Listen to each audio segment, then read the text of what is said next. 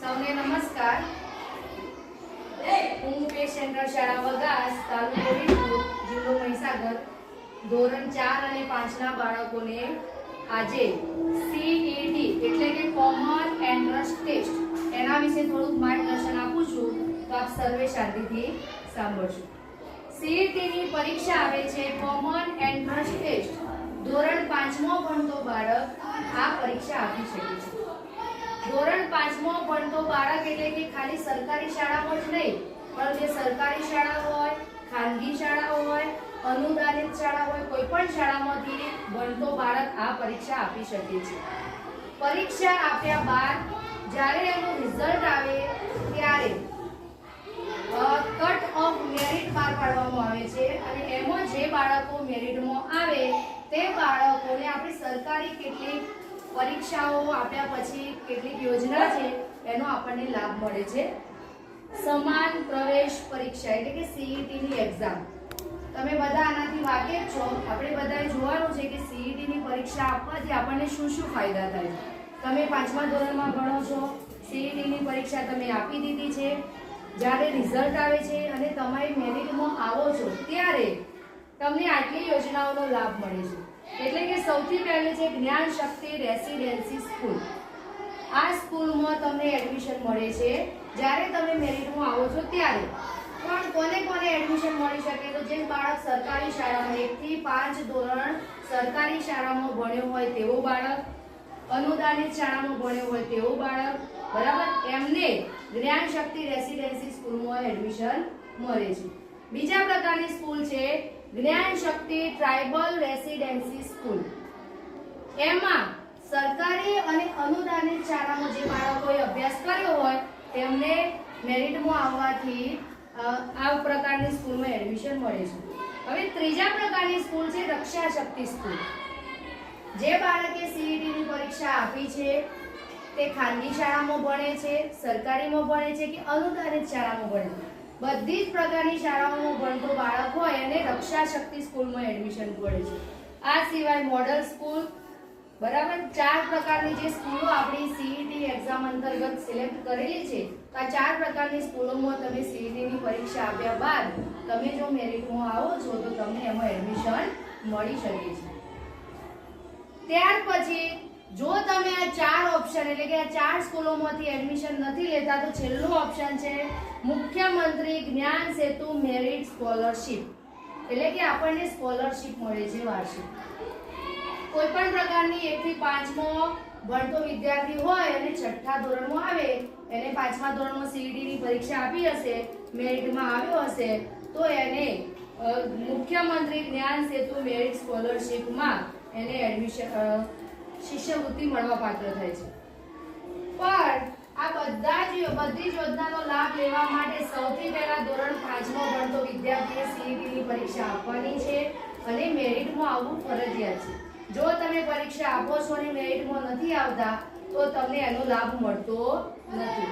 જો તમે પરીક્ષા આપી છે, તમે 60 માર્ક્સ ઉપર માર્ક્સ મેળવેલા છે અને તમે મેરિટમાં આવો છો તો જ તમને આ યોજનાનો લાભ મળે છે. તો આપણે દરેક બાળકોને નમ્ર વિનંતી કે આપણે આ રીતે CET ની પરીક્ષાની તૈયારી કરવી જોઈએ, કોમન એન્ટ્રન્સ ટેસ્ટની, અને આપણે મેરિટમાં આવવા માટે વધુમાં વધુ માર્ક્સ આપણે મેળવી શકીએ એટલા પ્રયત્નો આપણે કરવા જોઈએ. ગઈ વખતે આપણી શાળામાંથી એટલે કે વગાસ પ્રાથમિક શાળામાંથી ધોરણ 5માં ભણતા વિદ્યાર્થીઓએ કોમન એન્ટ્રન્સ ટેસ્ટની પરીક્ષા આપી હતી, જેમાંથી 2 બાળકો મેરિટમાં આવેલ છે.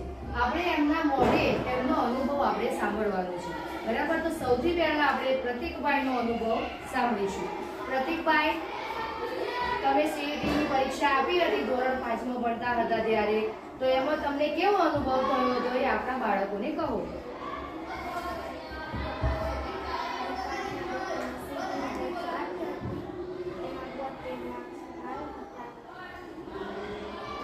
મેરિટમાં આવ્યા છો તમે? હવે આ બાળકે CET ની પરીક્ષા ધોરણ 5માં ભણતો હતો ત્યારે આપી છે, એને 72 માર્ક્સ મેળવેલા છે અને એનું નામ મેરિટ લિસ્ટમાં પણ આવેલ છે. મેરિટમાં આવી ગયા પછી એનું રજીસ્ટ્રેશન કરવામાં આવે છે. રજીસ્ટ્રેશન પણ આ બાળકનું થઈ ગયું છે. હવે જ્યારે રજીસ્ટ્રેશન પૂરું થઈ ગયું છે ત્યારે યાદી બહાર પાડવામાં આવશે. તો જે 4 પ્રકારની સ્કૂલો છે એ કોઈ પણ સ્કૂલમાં એમને એડમિશન મળશે. તમારે જવાનું છે. સરસ. તો આપણે આ બાળકને અભિનંદન આપીએ, તાળીઓ પાડીએ.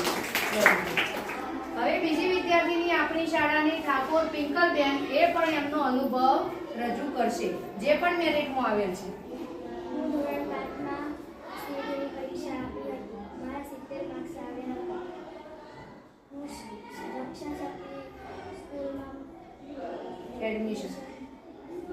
આ બાળક જે છે એ પણ આપણી શાળામાં જ અભ્યાસ કરતું હતું, પણ એને સીઈટીની પરીક્ષા પણ આપી છે, એને 70 માર્ક્સ પણ આવેલા છે, પણ એને 1 થી 3 ધોરણનું શિક્ષણ ખાનગી શાળામાં મેળવેલું છે અને ધોરણ 4 અને 5 નું શિક્ષણ સરકારી શાળામાં મેળવેલું છે. તો આ વિદ્યાર્થીને રક્ષા શક્તિ સ્કૂલમાં એડમિશન મળવા પાત્ર થાય છે. આપણે જે યોજનાની વાત કરી કે કોઈ પણ શાળામાં જે વિદ્યાર્થી ભણતો હોય તેને રક્ષા શક્તિ સ્કૂલ અને મોડલ સ્કૂલમાં એડમિશન મળવા પાત્ર થાય છે. એટલે આ બંને સ્કૂલોમાંથી એમને એડમિશન મળવા પાત્ર થાય છે. એમનું પણ રજીસ્ટ્રેશન થઈ ગયેલું છે અને જ્યારે વખત એમનું લિસ્ટ બહાર આવશે ત્યારે એમનું સિલેક્શન પણ થશે. આપણે એમને પણ અભિનંદન આપીએ. હવે સીઈટીની પરીક્ષા આપી પણ એક માર્ક્સ માટે આપણે રહી ગયા હોય તો કેટલું દુઃખ થાય.